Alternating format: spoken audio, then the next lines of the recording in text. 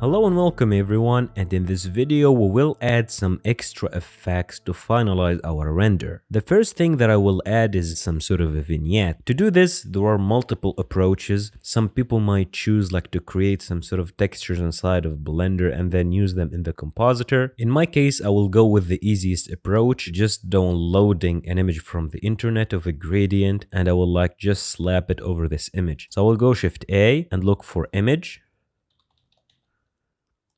And if you hit open, inside the resources folder, you will find an image called gradient. Import it by double clicking, Control Shift and click on it to preview it. What we want to do is to overlay it over our main render. But actually we won't be using the alpha over. We will use a slightly different node, hit Shift A and look for mix.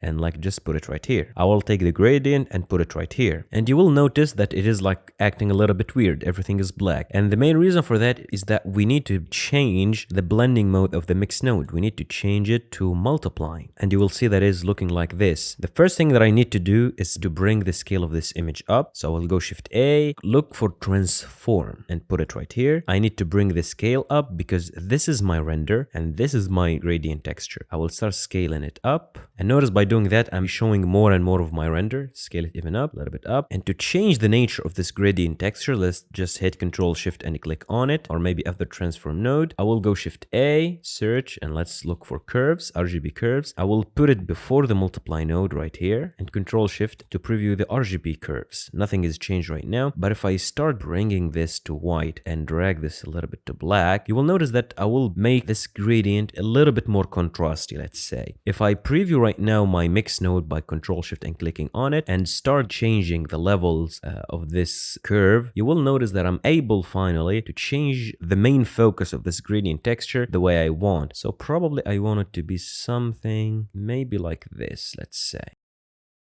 If I mute this gradient texture, this is the before and this is the after. This is the before and this is the after. I will just collapse this, and right now what I'm gonna do is to add some sort of lens distortion. If you go Shift A and look for lens distortion, you will find a node called lens distortion. Put it after the multiply node. Just take this number, for example, to something like 0.002. Nothing much is happening. Let's try minus 0.02. And yeah, this is the after and this is the before. This is the after. This is the before. Notice that there is some slight distortion that is happening right now in the edges of the image. Collapse this, and that's basically it for how I composed this desert. And the last thing a lot of you right now might ask, alright, how are we supposed to render this image? The easiest way is basically to go right here, as we saw before, go Shift A and look for File, Output. Put it right here and plug your lens distortion to the image. Open the sidebar just to see all of your different settings. Pick your file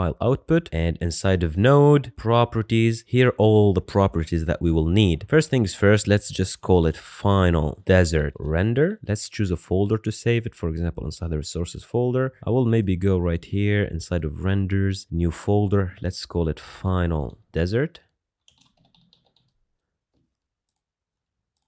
and hit accept. Choose of course your different settings and all of that. I will just save it as PNG. We don't have an alpha channel, so it is basically just RGB. Maybe bring the compression back to 0 if you don't want any sort of compression going on your image. And after you do that, save your file as I mentioned before, go to render and render animation. That's it for this chapter on how to create your desert. Thank you everyone for tuning in, and I will see you in the next one.